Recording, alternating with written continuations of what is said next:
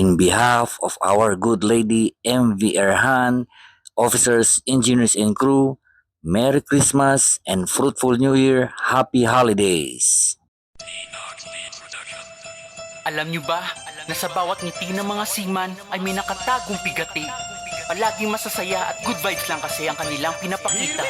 Pero yung kahirapan at kalungkutan nila sa puso at isipan ay hindi nila pinapahalata. Lalo na kapag sumapit ang araw ng Kapaskuhan.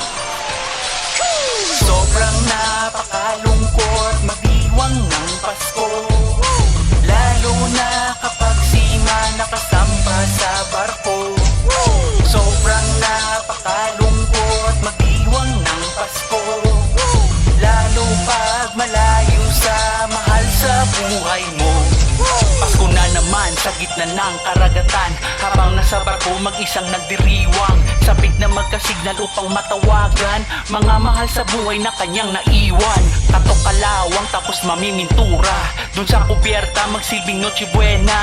Imbis na magsimba kasama ang pamilya, nakalambitin sa crane naglalagay ng grasa. Ito ang masakla pagdating na sa kamustahan, inuuna pa regalo kaysa kalagayan. Nagkukunwaring masaya sa social media, sa likod ng maskara tumutulo ang luha. Kasama yan sa kontratang kanilang pinirmahan, ang pakikipaglaban sa mga kalungkutan. Kaya kung mahina-hina kang klase na nilalang, wag nang mangarap pasukin ang mundo ng seaman.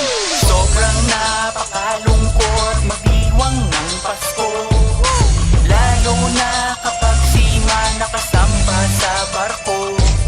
Sobrang napakalungkot magdiwang ng Pasko, lalo pag malayo sa mahal sa buhay mo.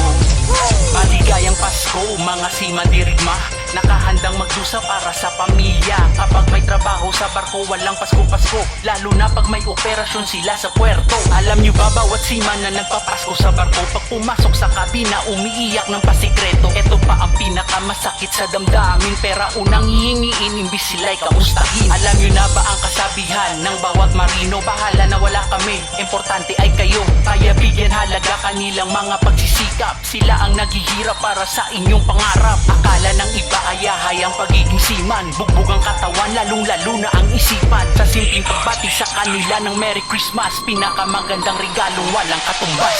Sobrang napakalungkot magdiwang ng Pasko, lalo na kapag seaman nakasampa sa barko.